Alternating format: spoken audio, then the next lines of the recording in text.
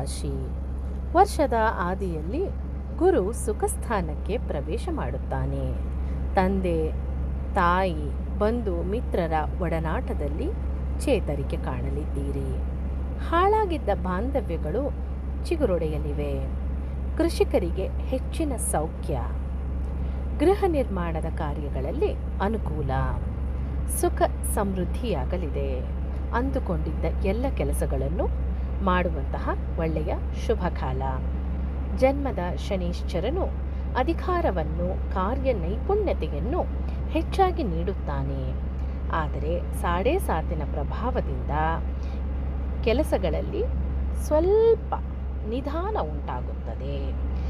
ರಾಹು ಸ್ವಲ್ಪ ಮುಖ ಮತ್ತು ಹಲ್ಲಿನ ಬಾಧೆಯನ್ನು ಉಂಟು ಮಾಡಬಹುದು. ಆಹಾರ ವ್ಯತ್ಯಾಸದಿಂದ ಆರೋಗ್ಯ ಹಾಳಾಗಬಹುದು. ನೀವಾಡುವ ಮಾತೆ ನಿಮಗೆ ಮುಳ್ಳಾಗಬಹುದು. ಹಾಗಾಗಿ ಮಾತನಾಡುವಾಗ ಸ್ವಲ್ಪ ಎಚ್ಚರವಿರಲಿ. ವಿದ್ಯಾರ್ಥಿಗಳಿಗೆ ಅನಗತ್ಯ ಆಸಕ್ತಿಯಿಂದ ತೊಂದರೆ. ದುಶ್ಚಟಗಳಲ್ಲಿ ತೊಡಗಿಸುವಂತಹ ಸಾಧ್ಯತೆ ಹೆಚ್ಚಿದೆ. ಕುಟುಂಬದಲ್ಲಿ ಭಿನ್ನಾಭಿಪ್ರಾಯಕ್ಕೂ ಕಾರಣವಾಗಲಿದೆ. ಎಚ್ಚರದಿಂದ ಇರಿ.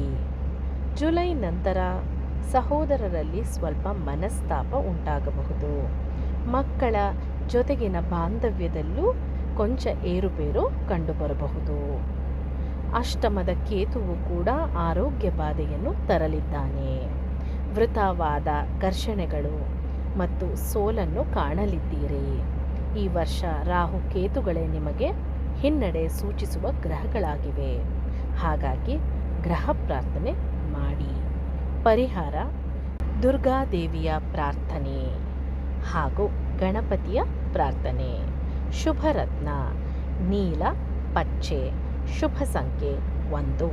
ಶುಭವರ್ಣ ನೀಲಿ, ಹಳದಿ, ಹಸಿರು. ಧನ್ಯವಾದಗಳು.